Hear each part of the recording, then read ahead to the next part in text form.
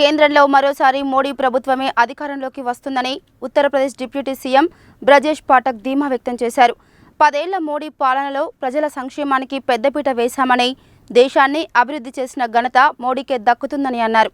BJP విజయ సంకల్ప యాత్ర శుక్రవారం సాయంత్రం నల్గొండ పట్టణానికి చేరుకుంది. పానగల్ వద్ద బీజేపీ నాయకులు, కార్యకర్తలు యాత్రకు ఘనంగా స్వాగతం పలికి భారీ బైక్ ర్యాలీతో పెద్ద గడియారం చౌరస్తా వరకు తోల్కొని వచ్చారు. అక్కడ ఏర్పాటు చేసిన ముగింపు సభకు ముఖ్య అతిథిగా హాజరైన ఉత్తరప్రదేశ్ డిప్యూటీ సీఎం బ్రజేష్ పాఠక్ మాట్లాడుతూ పేదలకు ఉజ్వల పథకం కింద ఉచితంగా గ్యాస్ సిలిండర్లు అందించామని, రైతులకు కిసాన్ సమ్మాన్ నిధి కింద ఏడాదికి 6,000 రూపాయలు అందిస్తున్నామని తెలిపారు. దేశంలో మోడీ ప్రభుత్వం చేపట్టిన అభివృద్ధి సంక్షేమ పథకాలను గమనించిన ప్రజలంతా బీజేపీ వైపే చూస్తున్నారని అన్నారు. వచ్చే పార్లమెంట్ ఎన్నికల్లో ప్రజలంతా ప్రధాని మోడీకి అండగా నిలవాలని పిలుపునిచ్చారు. బడుగు బలహీన వర్గాలకు అనేక సంక్షేమ పథకాలు అందించిన ఘనత కేంద్రంలోని బీజేపీ ప్రభుత్వానిదేనని చెప్పారు. బీజేపీ జిల్లా అధ్యక్షుడు డాక్టర్ నాగం వర్షిత్ రెడ్డి మాట్లాడుతూ వచ్చే ఎన్నికల్లో నల్గొండ పార్లమెంట్ స్థానంలో బీజేపీ విజయం సాధిస్తుందని ధీమా వ్యక్తం చేశారు. నల్గొండ ఎంపీ స్థానంలో బీజేపీ అభ్యర్థిని గెలిపిస్తే కేంద్ర ప్రభుత్వం నుండి పెద్ద ఎత్తున నిధులు వస్తాయని, దీంతో నల్గొండ ఎంతగానో అభివృద్ధి చెందుతుందని, ఈ విషయాన్ని ప్రజలు కూడా నమ్ముతున్నారని అన్నారు. కాంగ్రెస్ ది కుటుంబ పాలన అని, సోనియా కుటుంబ పాలన వద్దనే కేంద్రంలో ఆ పార్టీని ప్రజలు గద్దె దించారని, నల్గొండలోనూ బ్రదర్స్ కుటుంబ పాలన సాగుతుందని ఆరోపించారు. నల్గొండ జిల్లా కాంగ్రెస్ లో మొత్తం కుటుంబ పాలనే సాగుతుందని, అన్ని పదవులు కొన్ని కుటుంబాలకే దక్కుతున్నాయని అన్నారు. నల్గొండ బాగుపడాలంటే కుటుంబ పాలనకు చరమగీతం పాడాలని పిలుపునిచ్చారు. అనంతరం పలువురు నాయకులను ఘనంగా సత్కరించారు. ఈ కార్యక్రమంలో బీజేపీ రాష్ట్ర ఉపాధ్యక్షుడు గంగిడి మనోహర్ రెడ్డి, ప్రధాన కార్యదర్శులు కాసం వెంకటేశ్వర్లు, దుగ్గ్యాల ప్రదీప్ కుమార్, రాష్ట్ర కార్యదర్శి మాదగాని శ్రీనివాస్ గౌడ్, సీనియర్ నాయకులు గోలి మధుసూదన్ రెడ్డి, నూకల నరసింహారెడ్డి, వీరెల్లి చంద్రశేఖర్, కన్మంతరెడ్డి శ్రీదేవి, బండారు ప్రసాద్, గార్లపాటి జితేంద్ర కుమార్, నూకల వెంకటనారాయణ రెడ్డి, పోతెపాక సాంబయ్య, ఎస్కే బాబా, నిమ్మల రాజశేఖర్ రెడ్డి, దాయం భూపాల్ రెడ్డి, కంకనాల నాగిరెడ్డి, బొజ్జ నాగరాజు, రావిరాల వెంకటేశ్వర్లు, దాసరి సాయి, గుర్రం వెంకన్న, పెరిక మునికుమార్ తదితరులు పాల్గొన్నారు.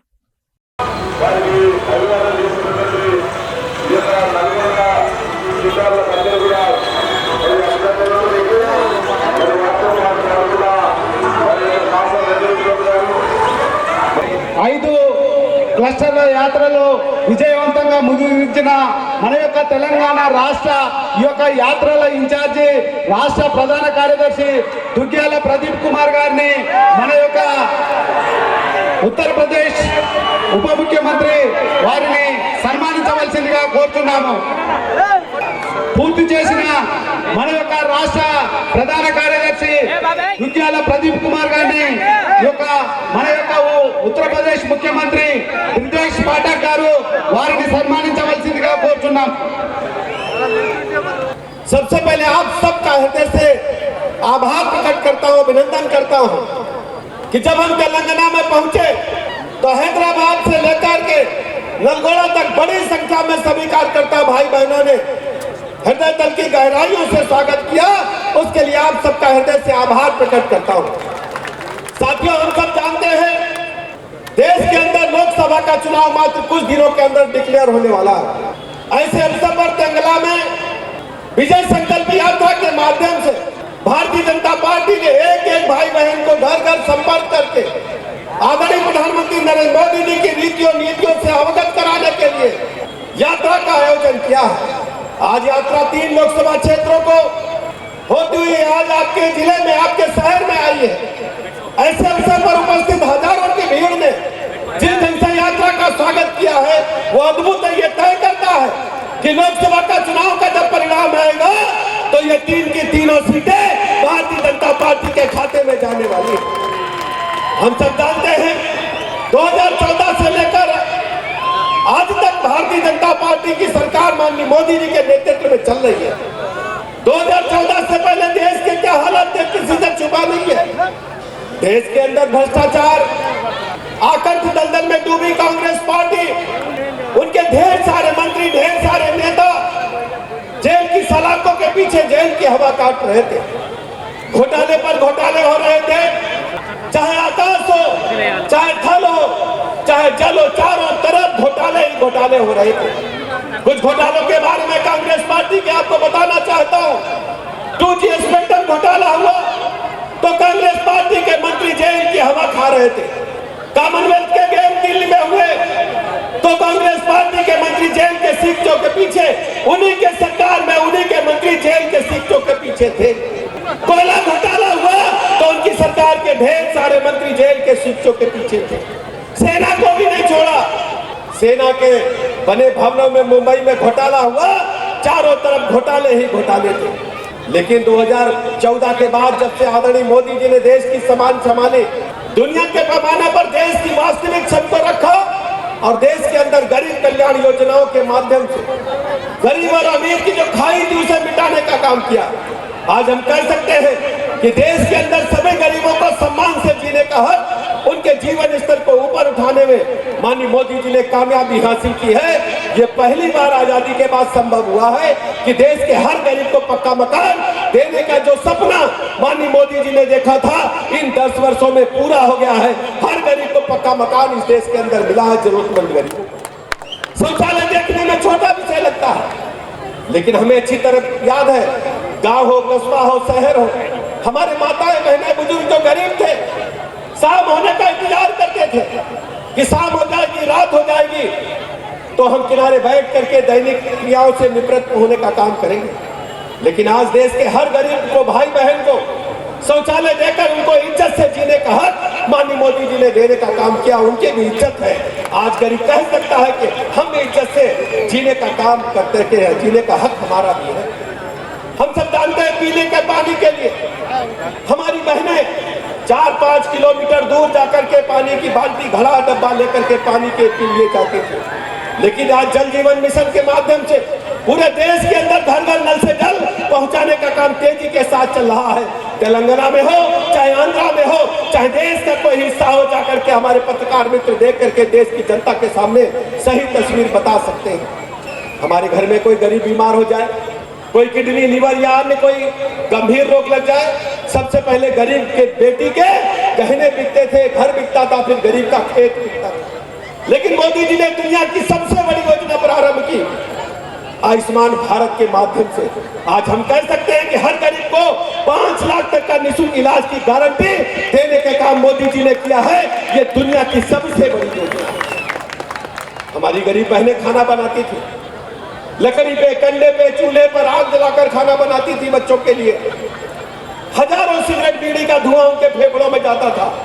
लेकिन मोदी जी ने उज्ज्वला गैस योजना की प्रारंभ करने के बाद हर गरीब बहन को उज्ज्वला गैस निःशुल्क कनेक्शन देकर के उनके जीवन स्तर को आगे बढ़ाने का काम किया है।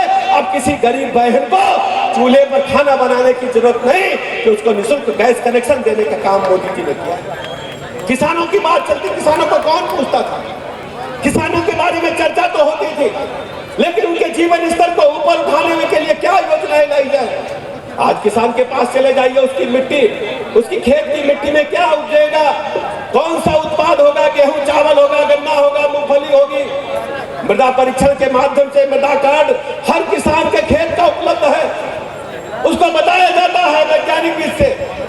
और प्राकृतिक खेती के माध्यम से हम तय कर सकते हैं कैसे बगैर रासायनिक उत्पादों को डाले हम खेती कर सकते हैं। और मोदी जी ने और तो और 6,000 रुपया प्रत्येक किसान को देश के देकर के उनके जीवन स्तर में बढ़ोतरी लाने का काम किया। ఇవాళ రేపు ప్రభుత్వం అధికారంలోకి రావాలంటే అబద్ధపు హామీలు, అలవిగాని హామీలు, మోసపూరితమైనటువంటి హామీలతోని ఒక ప్రభుత్వాన్ని గద్దె దింపి ఇంకో పార్టీ అధికారంలోకి వస్తున్నటువంటి రోజులు మనం చూస్తున్నాం. మొన్ననే కేసీఆర్ ప్రభుత్వాన్ని గద్దె దింపడం కోసము కాంగ్రెస్ పార్టీ ఎన్ని రకాల హామీలు ఇచ్చిందో మనం చూసినాం. ఒక 5 సంవత్సరాలు పూర్తయిన తర్వాత మరొక 5 సంవత్సరాలు ప్రభుత్వంలో ఉండాలంటే ప్రజలు మెచ్చే పరిస్థితుల్లో లేదు. కానీ ఈరోజు అందుకు భిన్నంగా నరేంద్ర మోడీ గారు 2014లో 282 స్థానాలతోనే అధికారంలోకి వచ్చి 2019లో 303 స్థానాలతోనే రెండవసారి అధికారంలోకి వచ్చింది. ఏ రోజు కూడా ఉచితమైన హామీలు ఇవ్వలే. నమ్మకానికి మారు పేరు మోడీ, నమ్మకానికి మారు పేరు బీజేపీ. నమ్మకం ఉంచండి, ఓటు వేయండి అని చెప్పేసి ఒకే నినాదంతో ప్రజల్లోకి వెళ్ళాం. ఈరోజు దేశం మెచ్చిన ప్రపంచం మెచ్చినటువంటి నాయకుడు ఎవరైనా ఈ ప్రపంచంలో ఉందంటే నరేంద్ర మోడీ గారు. మిత్రులారా, ఈరోజు చూస్తున్నాం భారతీయ జనతా పార్టీ మూడోసారి అధికారంలోకి రావాలంటే 303 కాదు, సొంతంగా 370 స్థానాలు మార్కు పెట్టుకొని లక్ష్యంగా పెట్టుకొని ముందుకు పోతా ఉన్నాం. దానికి ప్రజల నుంచి అనూహ్యమైనటువంటి స్పందన వస్తుంది. ఈ రాష్ట్రము ఆ రాష్ట్రం అని కాకుండా యావత్ భారతదేశం అంతటా కూడా ఇదే స్పందన. ఈరోజు నరేంద్ర మోడీ గారు పేద కుటుంబంలో జన్మించినటువంటి వ్యక్తి.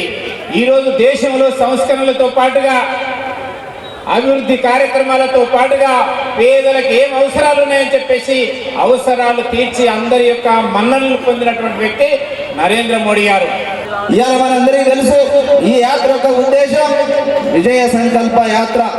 అంటే భారతీయ జనతా పార్టీ కార్యకర్తలు అందరూ కూడా ఒక సంకల్పం తీసుకొని వచ్చే పార్లమెంట్ ఎన్నికల్లో రేపు బీజేపీ యొక్క జెండా ఎగిరేయాలని చెప్పేసి మనం అందరం కంకణబద్దులు కావాలని చెప్పేసి యాత్ర చేయడం జరుగుతూ ఉంది. సోదరులారా, మనకు తెలుసు నెల రోజుల్లో పార్లమెంట్ ఎన్నికలు రాబోతా ఉన్నాయి. ఈ ఎన్నికల్లో ఇప్పటికే ప్రజలందరూ కూడా సంసిద్ధులైనారు. ఎప్పుడు ఎన్నికలు వచ్చినా ఇవాళ ఓటు బీజేపీకి వేయాలి. నరేంద్ర మోడీ గారి యొక్క నాయకత్వాన్ని బలపరచడం కోసం ఇవాళ విద్యార్థులు యువకులు అందరూ కూడా ముందుకు వస్తా ఉన్నారు.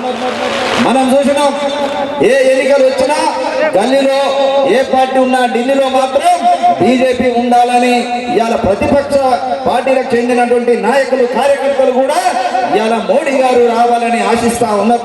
ఇది మనకు ఒక మంచి అవకాశం. మీరందరూ కూడా ఆలోచించండి. ఇవాళ దేశంలో కాంగ్రెస్ పార్టీ కుటుంబ పార్టీ. ఈ కుటుంబ పార్టీని యొక్క కాంగ్రెస్ పార్టీకి విముక్తి కలిగించాలని భారతీయ జనతా పార్టీ పనిచేస్తా ఉంది. కానీ ఇవాళ దురదృష్టవశాత్తు మన యొక్క నియోజకవర్గంలో కూడా ఇవాళ ఉన్నటువంటి టిఆర్ఎస్ పార్టీ కుటుంబ పార్టీ, కాంగ్రెస్ పార్టీ కుటుంబ పార్టీ వాళ్ళ వారసత్వాన్ని పుణికిపుచ్చుకున్నటువంటి నల్గొండ నాయకులు ఇవాళ కూడా 3 కుటుంబాలు ఈ జిల్లా పైన ప్రస్థానం చెలాయించాలని చూస్తా ఉన్నాయి.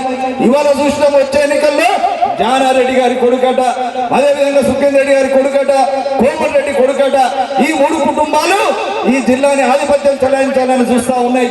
అందుకే కార్యకర్త సోదరులందరూ కూడా మన యొక్క నిర్ణయం తీసుకోవాలి.